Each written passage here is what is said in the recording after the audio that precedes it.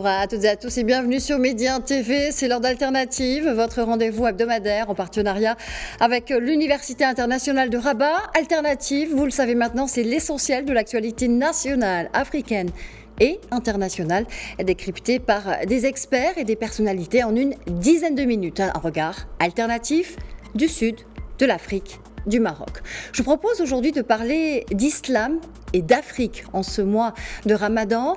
Penser l'islam depuis l'Afrique, c'est le débat d'idées qui se tient demain, jeudi 28 mars, à la Fondation Abdelrahim Bouhabid, à Salé, au Maroc. L'événement est organisé avec le soutien de l'Institut français, en collaboration avec le Centre Jacques Berck, mais aussi l'Institut fondamental d'Afrique noire à Dakar, l'Université internationale de Rabat et l'INALCO. Des islamologues, anthropologues, chercheurs, théologiens, mais aussi des artistes du Maroc, du Sénégal et de la France déclineront la thématique autour de 2 tables rondes. Alors, si le message de l'islam a une vocation universelle, c'est en passant par des territoires différents qu'il est délivré, et l'Afrique fait partie des géographies originelles par laquelle est passée la religion musulmane, des territoires, mais aussi des langues et des cultures ancestrales du continent qui habillent le message de l'islam. Alors, quels enjeux de transmission, de circulation et de pratique de l'islam cela implique sur notre continent? Je vous propose d'en parler avec mon invité qui est aujourd'hui Youssef Billel, diplomate, politologue et anthropologue, et qui prend part à ce débat d'idées. Bonjour à vous et bienvenue dans Alternative.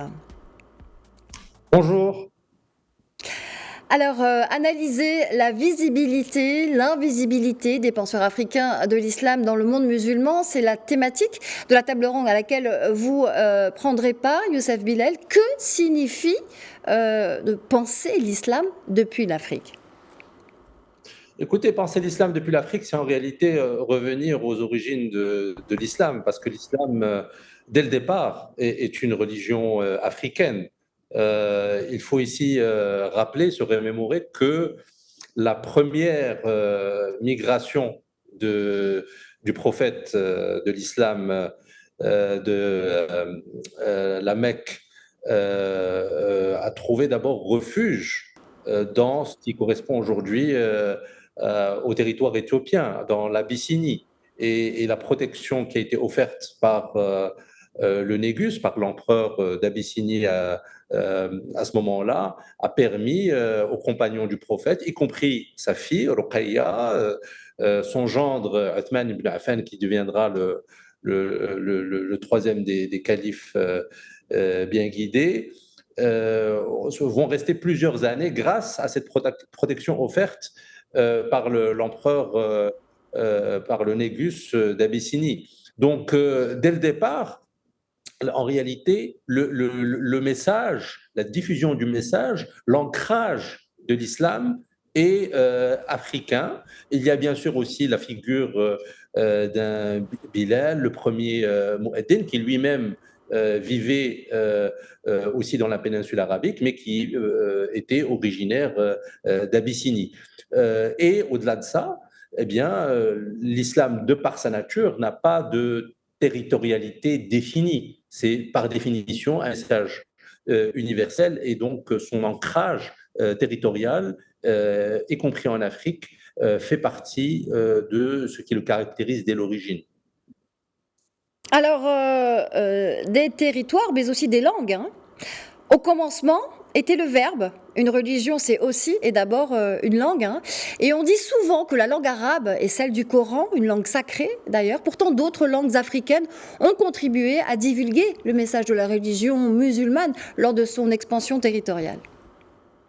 Bien entendu. Alors, justement, ce qui est intéressant dans ce colloque, dans ce séminaire, autour de penser l'islam depuis l'Afrique, c'est de s'interroger au fond sur ce couple islam, donc une religion, et l'Afrique, un continent. Quelle est cette relation entre une foi et une géographie, entre un message spirituel et une territorialité?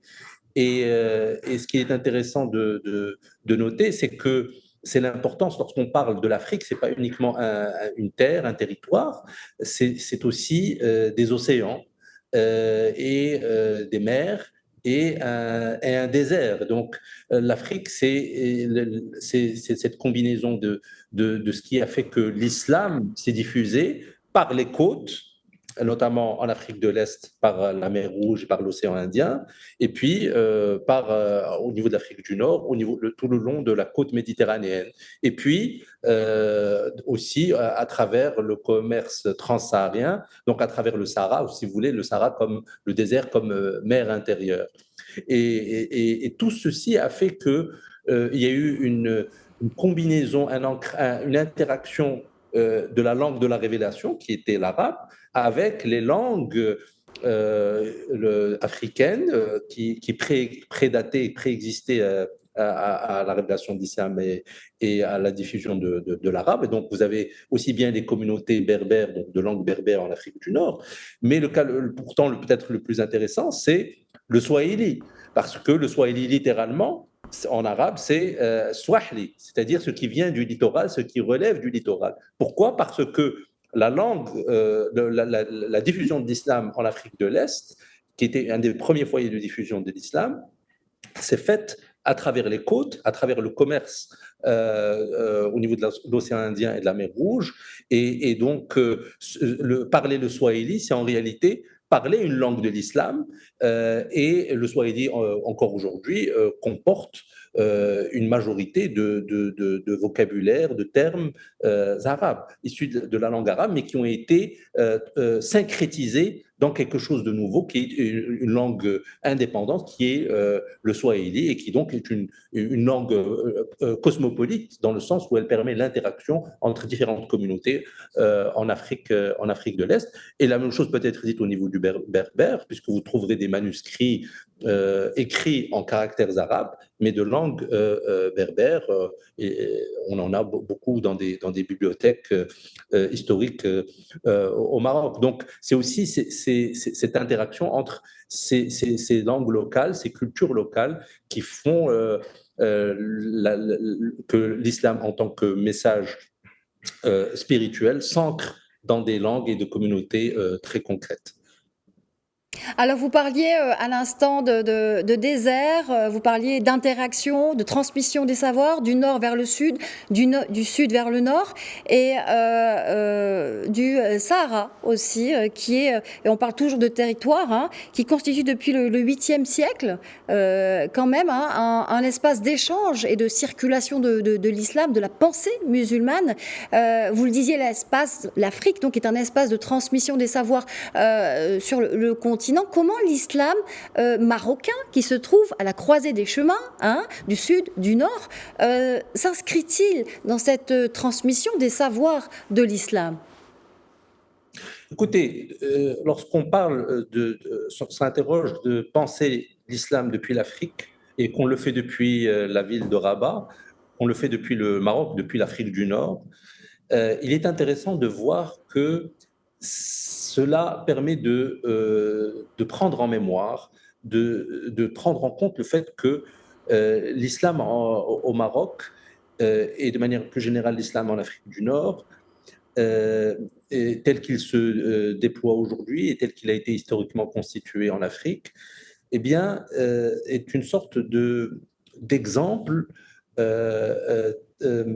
extrêmement parlant des modes de circulation et des modes de transmission du savoir entre les différents centres de savoir établis au Maroc, que ce soit à Fès, que ce soit à Marrakech, que ce soit dans d'autres centres plus au sud, et où il y avait, à une époque où il n'y avait pas de frontières, mais une circulation des savoirs, une circulation des hommes et des femmes, une circulation de flux commerciaux, et cette forme d'interaction, il est important de prendre en compte cette dimension-là, parce qu'elle montre que l'Afrique du Nord a toujours été une composante de l'Afrique, parce que certains ont pu le contester. Si vous prenez par exemple un penseur aussi influent que le philosophe allemand Hegel au XIXe siècle,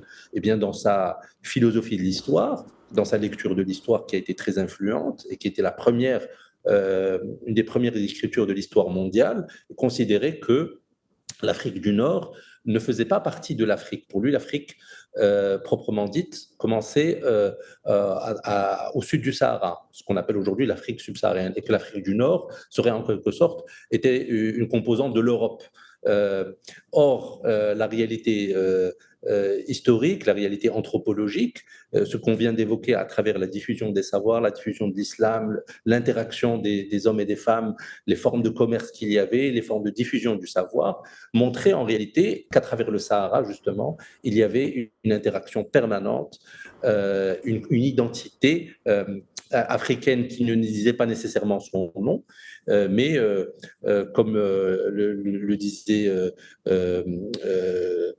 Cheikh Anta Diop ou d'autres intellectuels africains comme Nkrumah, le Ghanéen, eh bien, l'Afrique est une conscience. Et cet exemple montre très bien qu'on soit en Afrique du Nord ou en Afrique de l'Ouest ou en Afrique de l'Est, c'est cette conscience de l'histoire africaine, de l'unité africaine, de ce qui fait Afrique, qui permet justement aussi de comprendre en quoi l'islam est une religion africaine et que penser l'islam de l'Afrique et en réalité aussi revenir à une dimension essentielle et originelle de l'islam même. L'Afrique est une conscience. Merci infiniment Youssef Bellal d'avoir été dans Alternative aujourd'hui.